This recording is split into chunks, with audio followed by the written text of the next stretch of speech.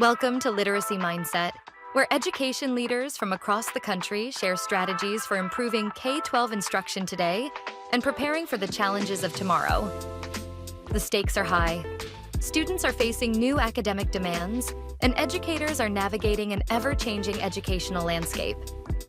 Each episode, we explore the most effective literacy initiatives, innovative tools, and strategies that are reshaping education. Whether you're an educator looking to improve student outcomes or passionate about driving meaningful change in schools, the Literacy Mindset brings you the insights and strategies you need to stay ahead. This is where education leadership meets real-world impact. Welcome back, everyone. Excited for another episode of the Literacy Mindset today. My guest, Dr. Jim Masters, Superintendent, Henry County Public Schools in Kentucky. Welcome to the show. Thank you very much. Excited to have you on and talk about some of the things that we've been chatting about. I'm sure that we'll get a little bit of an interesting flair today relative to some of the experience that you've had in both turnaround schools and districts, and also just your interest in AI and the world of technology. So really excited. First, maybe why don't you give us a quick background as you as an educator and what got you to where you're at? Sure. So I've been in education for 28 years. I've been blessed to serve the kids of the Commonwealth in a role as a social studies teacher and basketball coach, and went on to serve as an assistant principal of an amazing middle school, and served as a highly skilled educator for the state of Kentucky. And that's really where I just went into different schools and districts to help them turn around and make progress. From there, I went to become a high school principal in Henry County.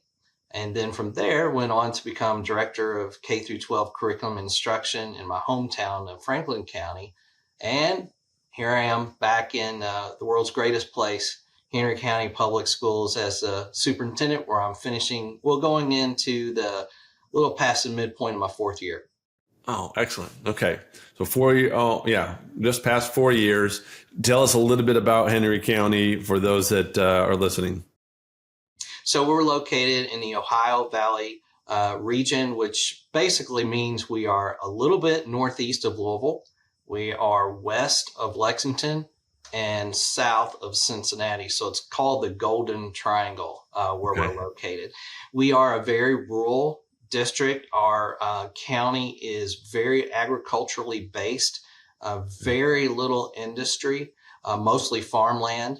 We have probably, in terms of free and reduced lunch, around 56% of our students. We have a total of about 100 to around 2,000 students in our district.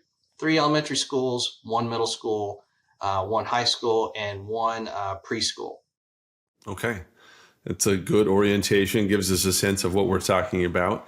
You, obviously, we talk about literacy a lot here, and that's what we're going to spend some time talking about: reading scores. How do we get there? You've had some pretty good success in improving reading scores in places that you've been. But you mentioned something to me that I found really interesting, and that was, before you get started on the improvement academically, there's a cultural side of things that has to happen. So why don't you walk us through that a little bit? Absolutely. It's been my experience that before you even begin work on your curriculum and your academics, you have to have a great learning environment, which really is summarized by one word, and that's culture. The culture of your school and the culture of your district. And what I have found, the best leaders that I've ever worked for were those who were servant leadership style leaders. And that really comes down to getting feedback from every single staff member, not just one time, but throughout the year. And then equally important, doing something with that feedback. Then what you can do is you've got to look at your students. And of course, the one topic that always comes up when we're talking about students and culture is behavior. So if I can make any suggestion at all in regards to what's worked, and again, when I say something that it works, it has to be based upon data. Number one, I think you have to clearly define the expectations you want for your school. Number two, I think you have to discover a way to model those expectations and reinforce those expectations. And when I say reinforcement, yes, there's consequences for students, but more importantly, you're providing ways or opportunities for them to redirect or retrain their brain to begin showing the behaviors that you need for them to be successful. And then the next thing you've got to do is celebrate when students are meeting those behavioral expectations. And there are many different ways you can do that. One thing I'd even point out, well, how do you get consistency? That's a question I always get. How do you get consistency across the board when it comes to managing student behavior? One of the most powerful things I have seen done, and we do that in our district, is actually using a script. And we use a script on how we respond to our students, and the students know that script and they have a way to respond to us. So what does that do? Well, it avoids the fight or flight moment when you're addressing a behavior that's not appropriate. So I could really go in great deal for that. I know our focus is more about literacy, but again, I think before you even begin to think about curriculum, you have to get great culture in place. And so what about the data? Well, when I was part of a middle school, we dropped our discipline referrals by 43% by doing that. When it was a high school principal, we dropped discipline referrals by 50%. And now we're seeing the same results at the district level, where when you look at teacher surveys and managing student behavior, we've went from 71st out of 172 districts in the state to 8th in the state. And that's because we put those systems in place. Yeah, that's excellent to hear. And I do think we talk a lot about pedagogy here and the science behind how we teach reading. But it is important to make sure we reflect on how you create an environment for the pedagogy to thrive and for the other things. So that's great. Okay, so you set up a culture. You've established a space now for kids to be able to feel more comfortable. What do you do on the curriculum side? Walk us through what has been such a success story for you relative to literacy improvement. Well, again, it always goes back to the research. So the first thing I think that everybody should do is take a look at your data. And I think Mike Schmoker referred that as to the brutal facts. And you want to look at, well, where are we and where do we want to be? And then let's start looking at evidence-based practices that will get us to where we want to be. So go ahead. I think is there something specific that you should look for in the data, or is it just like put all the data in front of you and see what pops out? So we do look at it from a holistic perspective, which means that we'll look at how did we score on the Kentucky Summative Assessment on reading. Then we'll start filtering down. Okay, how are we scoring on our universal screener? So we use iReady, and a lot of people use MAP, and then there's other products out there. Sure. So then what we do is filter down from there and say, well, how are we doing on our unit assessments if you have recorded those? And then break it down. Well, what type of intervention are we providing? So yeah, we start with big picture, and then we start filtering our way down in terms of the data. Got it. Okay. So look at the data, and then what's our next step? All right. So the next step is so many times I think people want to jump right into intervention. Well, we got to provide intervention. But the problem is, and everybody's probably seen the old triangle. And the percentage of students that you should have that will require intervention. And you look at your numbers like, oh my God, our triangle's flipped. So where do you begin? Well, I think every school, every district has to start with your core, that tier one. And the first thing you need to do is look at what are your priority standards. So we brought all of our teachers together and say, let's look at what's realistic. What can we really ensure students learn within a given time frame of a school year, which is typically 170 to 175 days. What we found when we started talking about was something much deeper and richer. We started to discover that as we talked about instructional practices based on those standards, that teachers didn't have the resources that they needed, nor did they have the time. They're pulling from teacher paid teachers, Google, all these other different sources. And by doing so, you can never guarantee that all students were being exposed to on grade level rigorous work. So long story short, based on, again, teacher feedback, not just some leader saying, let's do this, but teacher feedback, they decided we need a curriculum. Well, you don't want to just go out and purchase any curriculum or try to write your own necessarily. You want to make sure that it is also evidence-based. So we utilize the Kentucky Department of Education's high quality instructional rubric to use it to evaluate curriculums. Long story short, we also use ed reports. Long story short, for literacy, we went with Amplify CKLA, and for math, we went with Eureka Squared. Okay. So, and this is a good stopping point, I think. Now, by purchasing that, we have what Marzano would refer to as a guaranteed and viable curriculum, which probably it's the variable that most strongly relates to student success at the school level. Right. And so that's your first step, is establishing that guaranteed and viable curriculum. Okay. So your recommendation is make sure you're finding it to be evidence-based, leverage the tools that are out there, whether it's ed reports as one mechanism, or usually states are offering up review processes that kind of put together the HQIM lists or other things. And so is there anything that you need to do?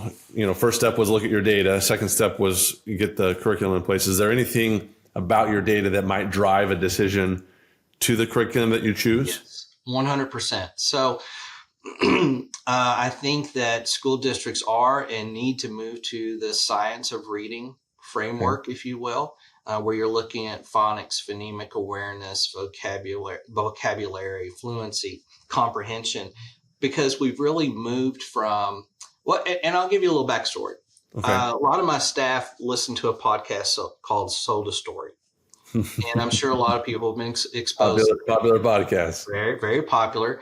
But we've really started to move from that whole language approach, the 3 cueing system, and really moved into direct explicit instruction, where we're sounding out these letters. And by the way, as superintendent, I've been participating in the letters training. And it is in the teacher version of 2, and it's been phenomenal. I've always taught high school, never was trained in how to teach children to read, and it has really blown my mind on things that we need to know.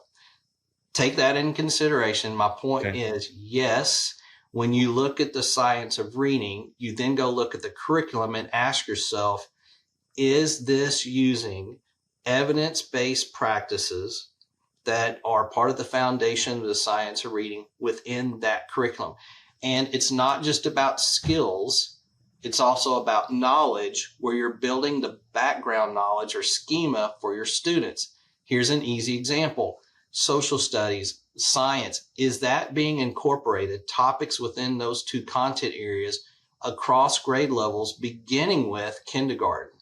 Because when you have that in place, now you're starting to develop background knowledge in those core areas, which in turn will help students with comprehension down the road. Right. Okay. So leverage that, make some decisions based on your own data and where you might have identified weaknesses or strengths there, and get a tier 1 curriculum in place. Okay. Yes. Now we have a tier 1 curriculum in place. Yep. What do we do next? Now we have no need for intervention.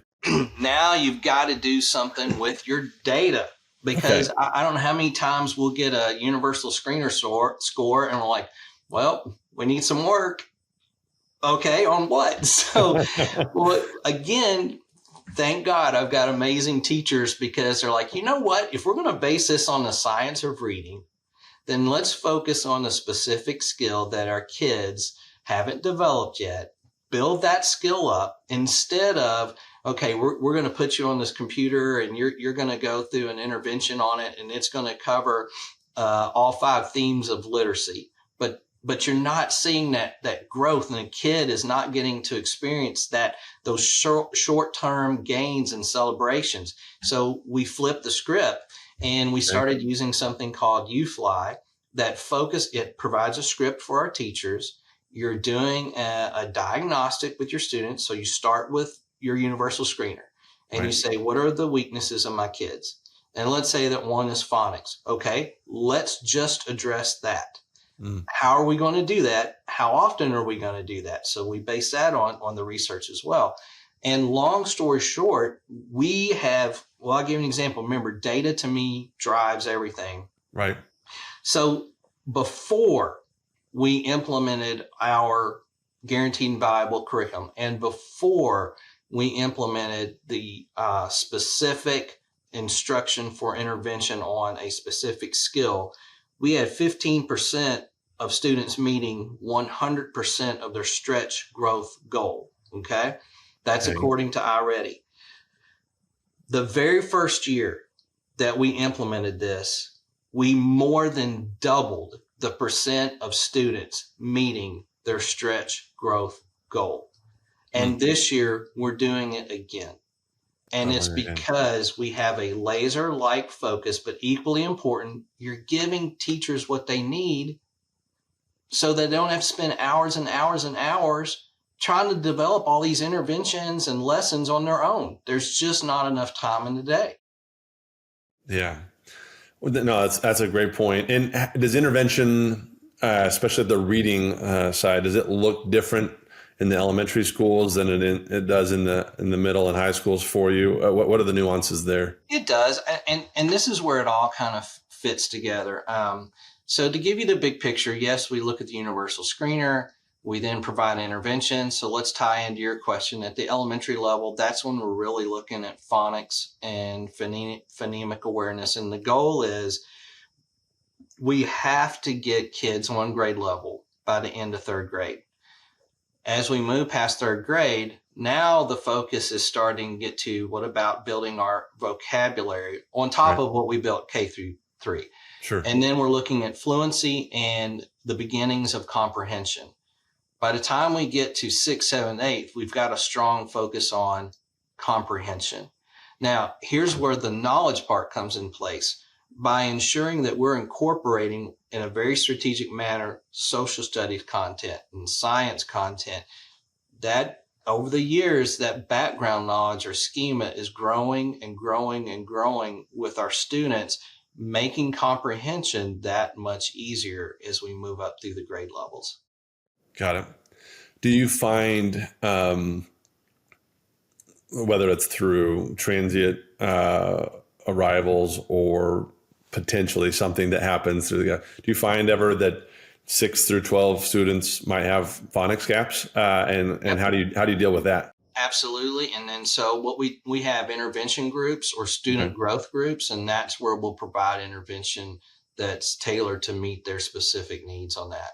And speaking of transient, we, just like every other school district, we have students that, move from one school within our district to another. Okay. That's another advantage of having a guaranteed and viable curriculum, that strong core.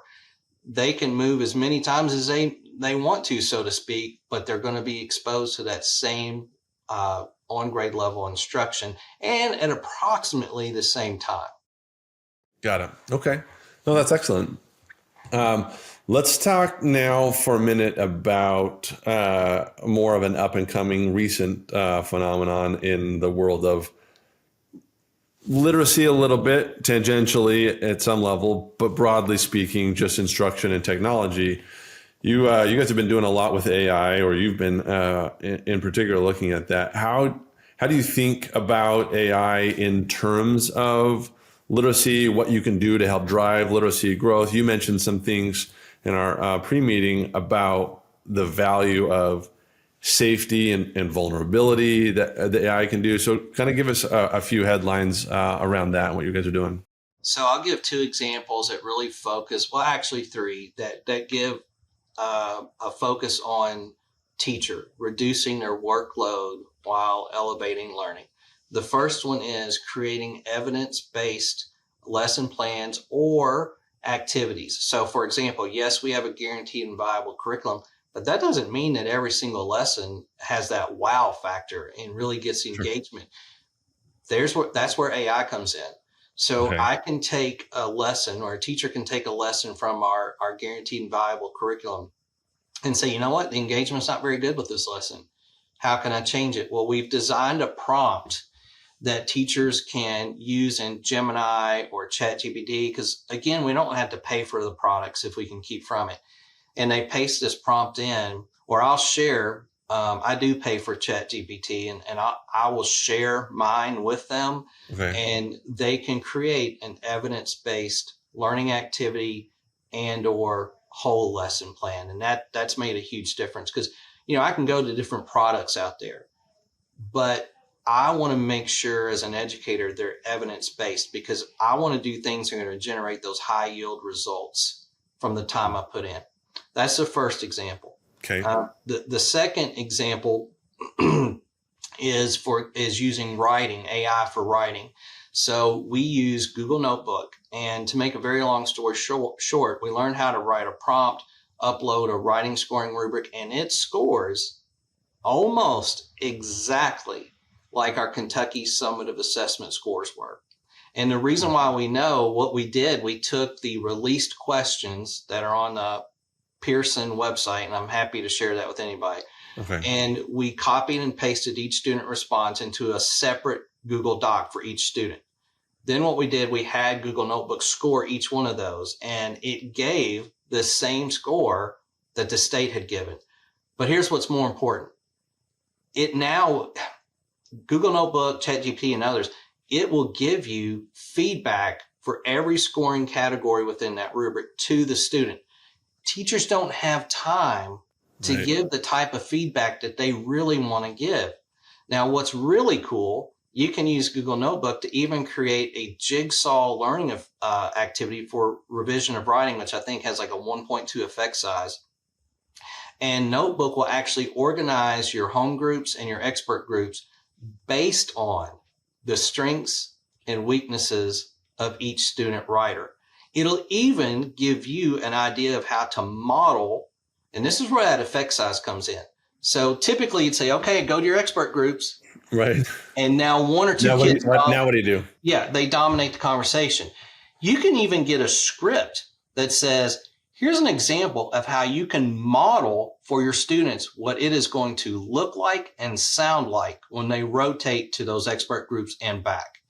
And then last but not least, and this is so cool, kids really like it, you can actually create a podcast with Google Notebook that celebrates the growth of a writer based on the writing scoring rubric. And as a teacher, you can have the whole class in there. They can interact with that podcast, and the podcasters actually address their questions.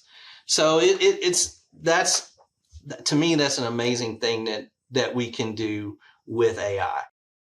Wow. Yeah. And so do you guys have devices for everyone what does device look like in the district? Yeah. So we're essentially one-to-one. And then an example of, well, how do you use that to, one, reduce the workload of your staff and elevate learning? Well, a simple example would be you need to have a touch screen or something like an iPad, especially K through 3, because what our teachers do is they'll listen to the student read a passage. And so by having a touchscreen, that teacher's able to say, no, they got that word wrong, or maybe the kid corrected the second time and they can check that and say, you got it corrected. Maybe the child missed an entire sentence. You can do that. And then it's timed for them. So to get that type of data in a very time efficient manner can really only be achieved by putting into the hands of your teachers technology that they can use to do that. Right. No, I think that's a very effective way of thinking about it. Well, I think we could talk about this all day long, but you've given some really, really effective strategies, great insights on how you can set up and really start the process of turning around literacy scores. Maybe just a final question for you would be my common final question for everyone is pull out your crystal ball. You've been doing this a long time, 28 years in the business of educating students. What does it look like 5 to 10 years from now? I mean, you've really wrapped your arms around AI over the last 12 to 18 months. What do you see 5 to 10 years out? Are there things that you're excited about and you think they should continue? Is there anything that you hope doesn't continue? That's how you'll predict the future, so we can get it to stop? Give us a little bit of insight. One thing that I hope does not continue is the fact that, at least in Kentucky, and I really think it's nationwide, we are having a shortage of people going into the education profession. And so that's something that greatly concerns me. And then that goes back to another reason to start with the core, making sure everybody has the professional learning that they need to implement the core, whether it be for behavior or for your academics. And professional learning does not mean, okay, we're going to have this one meeting in July. Here's all your curriculum, or here's all the behavioral procedures that we're going to follow. We're going to go over it and just expect everybody to be able to do it. You have to put in professional learning that supports teachers based on what they ask for, not what you think they need, but what they ask for. Right.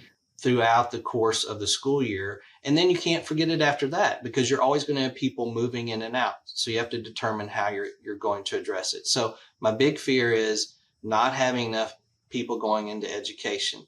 What I'm excited about is artificial intelligence. However, the key to it is this: we've got to look at AI fluency.